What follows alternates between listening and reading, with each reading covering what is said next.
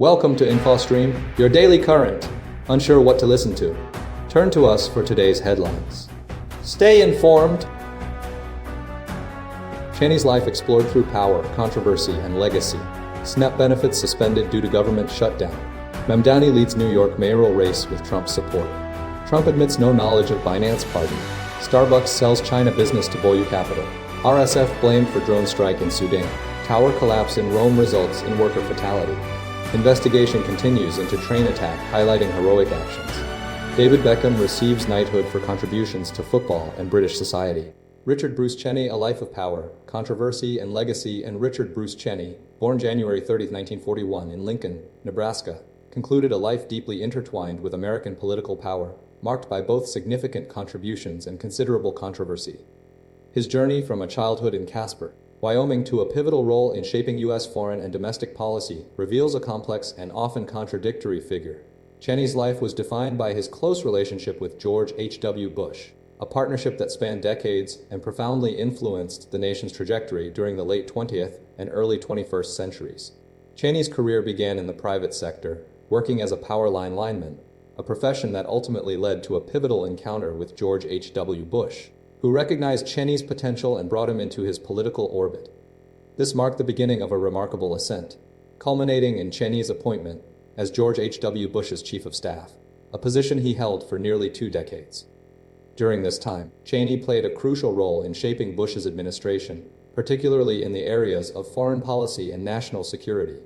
His tenure as vice president under George H.W. Bush was characterized by a significant and controversial role in the planning and execution of the Persian Gulf War, a conflict that solidified Bush's legacy and cemented Cheney's reputation as a key strategist. Following the war, Cheney continued to play a central role in shaping U.S. foreign policy, particularly concerning the ongoing tensions with Iraq. However, Cheney's legacy is also inextricably linked to the post-9/11 era. As vice president, he was deeply involved in the planning and implementation of the War on Terror, a campaign that led to the invasions of Afghanistan and Iraq. This involvement, particularly the justification and execution of the Iraq War, remains one of the most debated aspects of Cheney's career. Throughout his life, Cheney faced numerous health challenges, including 5 heart attacks, which profoundly impacted his personal and professional life. Despite these obstacles, he remained a formidable political figure, consistently advocating for his conservative principles and challenging the prevailing political consensus. In recent years, Cheney's legacy has been the subject of intense scrutiny and debate. His role in the Iraq War, in particular, has drawn considerable criticism, and his staunch opposition to Donald Trump further complicated his image. However, in 2022, a remarkable moment occurred when Cheney and former Vice President Mike Pence jointly honored the victims of the 9/11 attacks, a symbolic gesture that underscored the shared values and enduring commitment to national security. Cheney's final act of political defiance came in 2022 when he publicly endorsed Kamala Harris, the Democratic nominee for president, demonstrating a willingness to prioritize the preservation of American democracy over partisan loyalty. His last public words were a direct condemnation of Donald Trump, a statement that resonated deeply within the political landscape and underscored the profound changes that had occurred in American politics. Richard Bruce Cheney's life was a testament to resilience, determination, and unwavering conviction. His legacy, though controversial, remains a significant chapter in American political history, a complex and multifaceted story that continues to be debated and analyzed. His final endorsement of Kamala Harris, a stark departure from his previous political affiliations, solidified his place as a pivotal figure in the nation's ongoing struggle to define its identity and values. SNAP benefits suspended government shutdown triggers partial payments and legal battles. The ongoing U.S. government shutdown has triggered a complex and concerning situation regarding Supplemental Nutrition Assistance Program, SNAP benefits, with the administration opting for partial payments and facing immediate legal challenges. The core issue stems from the administration's decision to utilize the SNAP contingency fund rather than accessing other sources of funding, primarily tariff revenue, to cover November's benefit allotments. This decision, coupled with delays in reprogramming state systems, has resulted in significant disruptions for millions of SNAP recipients nationwide. Initially, the USDA instructed states to halt the process of issuing November benefits, citing a legal interpretation that contingency funds are not intended for regular benefit payments. However, federal judges in Rhode Island and Boston swiftly intervened, ordering the administration to utilize the contingency fund to provide at least partial payments. This judicial pressure forced the USDA to reverse course, albeit with considerable delays. The reprogramming of state systems, responsible for loading funds onto recipients' benefit cards, has proven to be a major bottleneck. Variations in state systems, many of which are decades old, have complicated the process, leading to significant delays and potential errors. The administration's reliance on manual overrides has further exacerbated the situation, increasing the risk of payment inaccuracies. Approximately 42 million Americans receive SNAP benefits, averaging over $350 per month. The administration's decision to draw funds from the contingency fund, intended for disaster relief, has raised concerns about the long-term impact on this crucial program. The decision to temporarily continue providing women, infants, and children food assistance using leftover tariff revenue further highlights the prioritization of other initiatives over SNAP. Legal challenges have been mounted by Democratic attorneys general and governors from 25 states and Washington, D.C., as well as a coalition of cities, nonprofits, unions, and small businesses. These plaintiffs argue that the administration's actions represent an unacceptable infringement on the rights of SNAP recipients. The Democracy Forward group, representing the plaintiffs in the Rhode Island case, has vowed to pursue all legal options to secure full payment of benefits. The administration's stance has been defended by President Donald Trump, who asserted his desire to provide funding, stating that he does not think we have the legal authority to pay SNAP with certain monies we have available. The president emphasized his commitment to supporting military and law enforcement paychecks. The situation has created a sense of urgency and anxiety among SNAP recipients, who have been forced to rely on overwhelmed food pantries. The delays in benefit payments have raised serious concerns about food security for millions of vulnerable Americans. The ongoing legal battles and logistical challenges underscore the profound impact of the government shutdown on the nation's most vulnerable populations. The administration's decision to utilize the contingency fund and the subsequent delays in benefit payments represent a significant setback for SNAP recipients and a troubling example of the consequences of political gridlock. The legal disputes and operational hurdles are expected to continue until a resolution is reached, highlighting the urgent need for Congress to address the shutdown and restore critical government services. New York mayoral race, Mamdani leads amidst Trump endorsements and Republican challenges. The upcoming mayoral election in New York City centers around a significant contest between Democratic Socialist Zohran Mamdani and former Governor Andrew Cuomo, with Republican candidate Curtis Sliwa vying for third place. The race has been heavily influenced by Donald Trump's vocal support for Cuomo, alongside endorsements from Elon Musk, and a concerted effort by Mamdani to distinguish himself from Cuomo's past record. The election represents a pivotal moment for the city, with implications for its future governance and policy direction. Andrew Cuomo's campaign initially relied on name recognition and established donor networks, a strategy that ultimately proved insufficient against Mamdani's momentum. Despite facing accusations of a flawed ground game, Cuomo's support from Trump has revitalized his campaign. Trump has repeatedly labeled Mamdani a communist, a tactic aimed at mobilizing conservative voters and highlighting what he perceives as Mamdani's radical policies. Trump's endorsement has shifted the narrative, framing the election as a choice between a bad Democrat and a potentially unsuitable candidate. Zohran Mamdani's campaign has successfully tapped into a desire for a fresh voice and a shift away from Cuomo's past. He's focused on addressing the city's cost of living crisis and presenting himself as a pragmatic leader capable of delivering tangible solutions. Mamdani's campaign has been actively countering Trump's attacks, emphasizing his commitment to working across the political spectrum and advocating for policies that benefit all New Yorkers. Curtis Sliwa, the Republican candidate, has positioned himself as an outsider challenging the established political order. Sliwa, a radio host and founder of the Guardian Angels Anti-Crime Patrol Group, has campaigned on a platform of tough-on-crime measures and a return to traditional values. Despite facing an uphill battle, Sliwa has garnered support by appealing to voters disillusioned with the major party candidates. Elon Musk's endorsement of Cuomo further complicated the race, leveraging Musk's vast social media following to amplify Cuomo's message. Musk's support has added another layer of intensity to the campaign, particularly within the tech and business communities. Throughout the race, key issues have included the city's cost of living, crime rates, and the impact of federal funding. Mamdani has focused on addressing these concerns, while Cuomo has emphasized his experience as governor. Sliwa has centered his campaign on crime reduction and fiscal responsibility. Recent polling data indicates a double-digit lead for Mamdani, although the margin has narrowed slightly in the final days of the campaign. Slua remains in third place, and the race is expected to be closely contested. Donald Trump has continued to criticize Governor Kathy Hochul, who has been campaigning alongside Mamdani, accusing her of contributing to the city's economic challenges. Trump's interventions have served to energize both sides of the political spectrum. The mayoral election in New York City is shaping up to be a pivotal moment for the city's future, with the outcome likely to have significant implications for its governance and policy direction.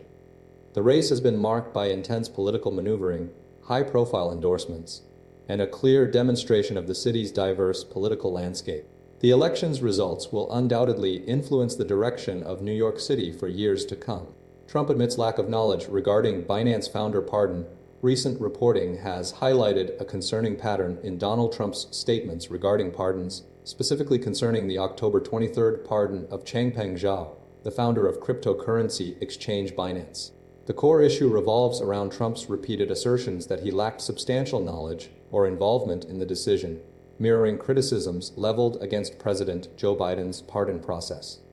The House Oversight Committee's report, issued last week, questioned the validity of Biden's pardons due to a perceived lack of presidential oversight, alleging that Biden relied heavily on talking points and staff memos. Trump's admission came during an interview with 60 Minutes, where he stated, "I don't know who he is, and I know nothing about it." This followed a similar, somewhat disoriented, response on October 23rd when pressed by CNN's Caitlin Collins. The pardon itself is particularly controversial because Binance has significant ties to the Trump family's crypto firm, World Liberty Financial, and Binance has facilitated the sale of World Liberty Financial's proprietary tokens, generating substantial revenue for the family. The House Oversight Committee's report argued that Biden's pardons were invalid because he didn't have the authority to delegate the decision-making process to staff or rely on talking points, particularly when questions arose about the president's competency. The report emphasized the potential conflict of interest created by Binance's financial connection to the Trump family. Republican Speaker Mike Johnson echoed this sentiment, stating that Biden mass-pardoned people without knowing what the categories were, apparently much less the individual people that he pardoned. However, Trump has consistently deflected blame, suggesting he was simply acting upon information provided by his advisors. James Comer, chairman of the House Oversight Committee, has repeatedly questioned the process, highlighting the reliance on memos and talking points. He suggested that Trump's admission of ignorance reinforces the argument that Biden's pardons were fundamentally flawed. Trump's repeated assertions of not knowing the details have drawn criticism from both sides of the political spectrum. The GOP's focus on Biden's pardons reflects a broader effort to undermine the Biden administration's credibility. Despite the controversy, it's unlikely the House Oversight Committee will launch a formal investigation into Trump's actions, given his repeated disclaimers and the difficulty in proving a deliberate conflict of interest. Trump's admission underscores a troubling trend of minimizing presidential responsibility and highlights concerns about the potential for abuse of power, regardless of the political party involved. The situation is further complicated by Trump's tendency to contradict himself, as evidenced by his earlier statements and ongoing criticisms of Biden's pardon process. The Joe pardon remains a significant point of contention, raising questions about transparency and accountability within the executive branch. Starbucks divests control of China business to Boyu Capital. Starbucks has announced a significant strategic shift in its operations within China, finalizing a $4 billion deal to sell a controlling 60% stake in its Chinese retail business to Boyu Capital, a prominent investment firm. This marks one of the largest divestments of a China unit by a global consumer company in recent years, reflecting the intensifying competition and evolving consumer preferences within the Chinese market. Under the terms of the agreement, Starbucks will maintain a 40% ownership stake, retaining control of the Starbucks brand, intellectual property, and operational oversight of the joint venture. The collaboration is envisioned as a significant milestone for Starbucks, signifying a long-term commitment to growth within China. The partnership leverages Starbucks' globally recognized brand, established coffee expertise, and employee-centric culture, combined with Boyu Capital's deep understanding of Chinese consumer behavior.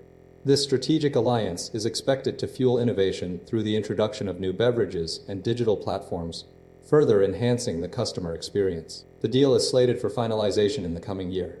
Prior to this transaction, Starbucks' presence in China, established in 1999, had grown to become its second largest market, trailing only the United States.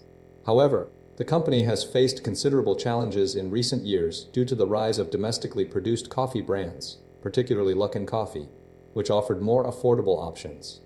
This shift in consumer preferences, coupled with an economic slowdown, contributed to a decline in Starbucks' market share. Data from Euromonitor International indicates a sharp decrease in Starbucks' market share, falling from 34% in 2019 to a considerable 14% in 2023.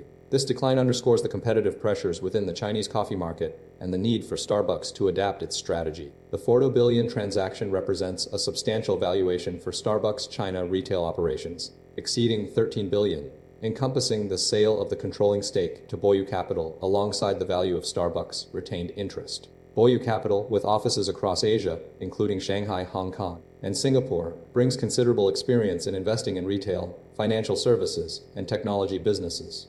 The investment firm's expertise is anticipated to be instrumental in navigating the complexities of the Chinese market and supporting Starbucks' growth ambitions. The joint venture will operate through 8,000 outlets across China, with plans to expand to as many as 20,000 locations, demonstrating a continued commitment to scaling its operations within the country. This strategic partnership represents a crucial step for Starbucks as it seeks to maintain its position in the world's second-largest economy, adapting to changing market dynamics and leveraging new opportunities for growth.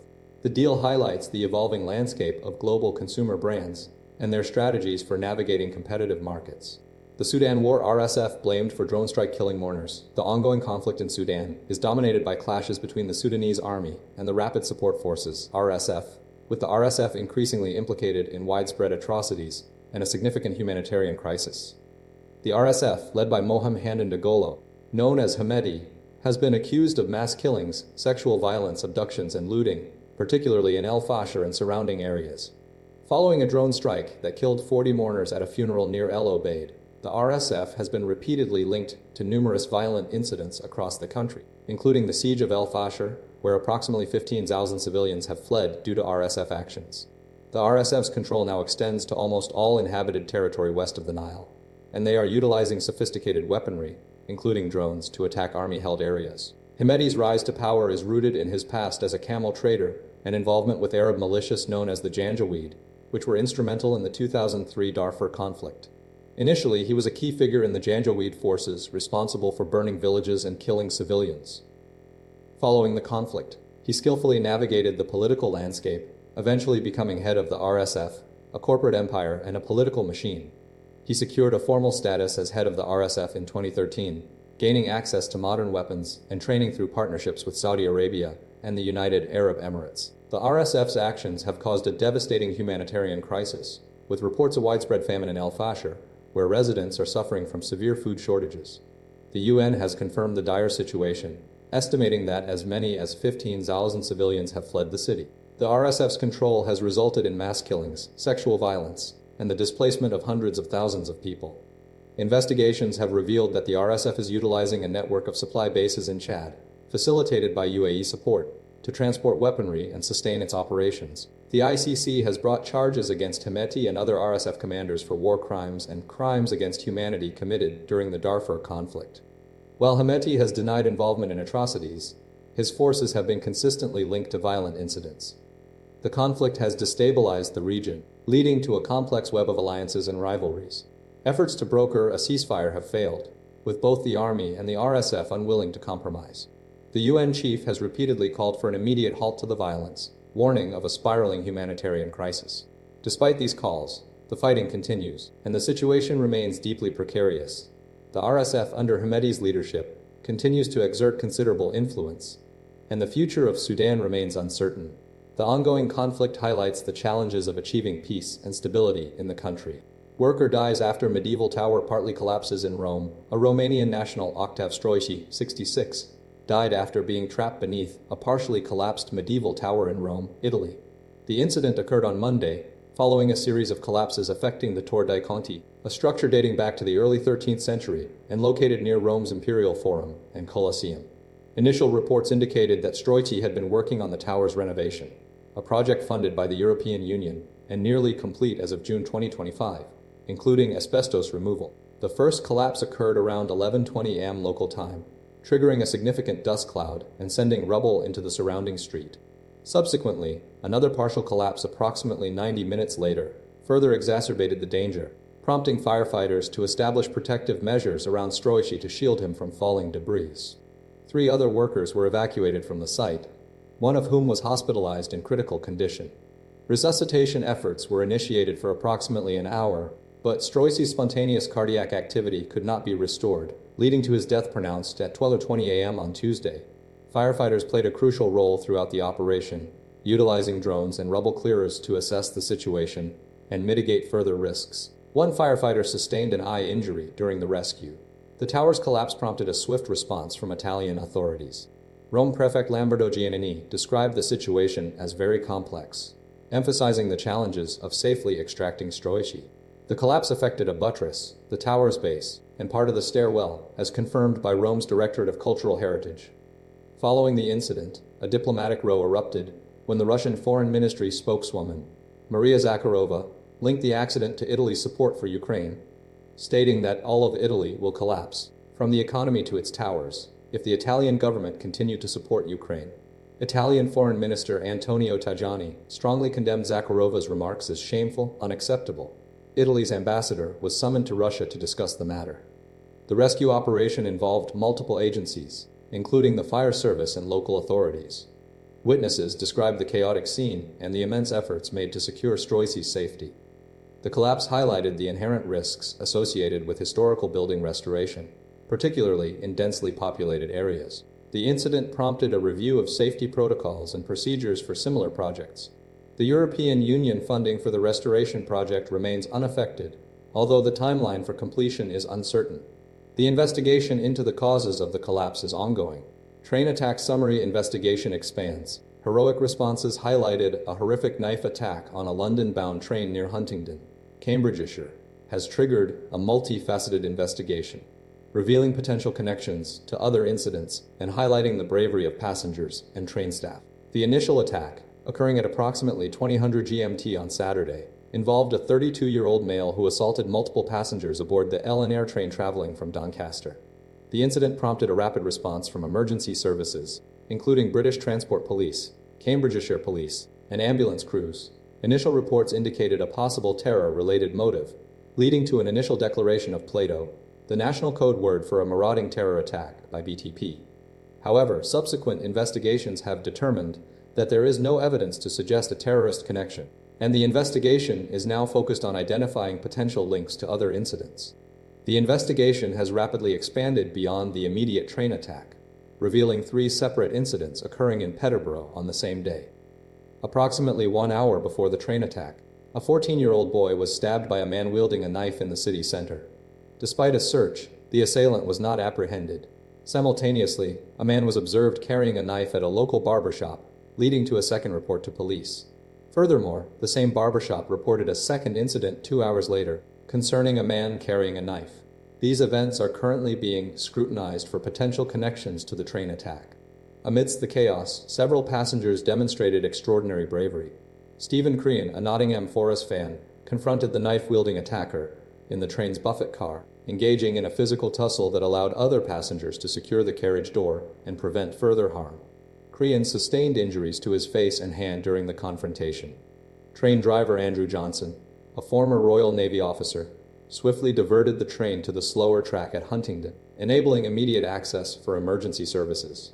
Johnson's quick thinking and adherence to emergency protocols were crucial in minimizing the impact of the attack. The investigation is now considering the possibility that the perpetrator may be linked to these other incidents, suggesting a pattern of violent behavior. The focus remains on identifying and apprehending the individual responsible for the train attack and exploring any potential connections to the other reported incidents. Key entities involved include British Transport Police, Cambridgeshire Police, ambulance services, LNR train staff, and numerous passengers who displayed remarkable courage. The incident has prompted a broader discussion regarding knife crime and security measures on public transport. Parliamentary responses have acknowledged the bravery of those involved and pledged continued support for the investigation. The Prime Minister praised the actions of the train crew, highlighting their critical role in preventing further casualties. The investigation is ongoing, with authorities meticulously examining all available evidence and pursuing multiple lines of inquiry. The focus remains on bringing the perpetrator to justice and ensuring the safety of passengers on public transport. The incident has underscored the importance of preparedness and the vital role of individuals in safeguarding communities. The bravery of those involved serves as a powerful reminder of the human spirit's capacity for resilience and compassion. Sir David Beckham, knighted for services to football and British society.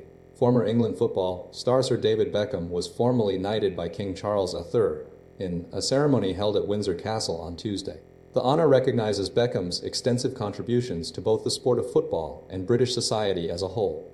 The ceremony was attended by Beckham's wife, Victoria, now Lady Victoria, his parents Ted and Sandra, and marked a significant moment in the athlete's illustrious career. Beckham, 50, expressed immense pride upon receiving the knighthood, reiterating his deep patriotism and the importance of the monarchy to his family. He highlighted the global recognition of the royal family and how it consistently sparks conversation and admiration worldwide. The event underscored Beckham's long-standing dedication to his country and his respect for the institution of the monarchy. Lady Victoria Beckham played a key role in the ceremony by designing and creating the suit that Sir David wore during the investiture. Inspired by photographs of King Charles III in earlier years, particularly his mourning suits, Lady Victoria meticulously crafted the grey three-piece ensemble. Beckham himself acknowledged her contribution, stating that King Charles was quite impressed with the suit and that it was something that my wife made me. He credited the king's impeccable style as an inspiration for his own fashion choices over the years. Beckham's career boasts an impressive record, including 115 appearances for England and Manchester United, as well as stints with Real Madrid, LA Galaxy, Paris Saint-Germain, and AC Milan. He captained the England national team for 6 years between 2000 and 2006, participating in 3 World Cups and 2 European Championships. Furthermore, Beckham played a crucial role in securing the London 2012 Olympic Games. Beyond his sporting achievements, Beckham has been an ambassador for UNICEF since 2005, and more recently, he became an ambassador for the King's Foundation in 2024, supporting King Charles' education program and efforts to promote a greater understanding of nature amongst young people. The ceremony served as a celebration of his multifaceted achievements and his continued commitment to various charitable and educational initiatives. The entire event was a testament to Sir David Beckham's legacy, solidifying his place as a national icon and a respected figure within both the sporting world and British society. The honor reflects a lifetime of dedication, achievements, and a deep-seated love for his country.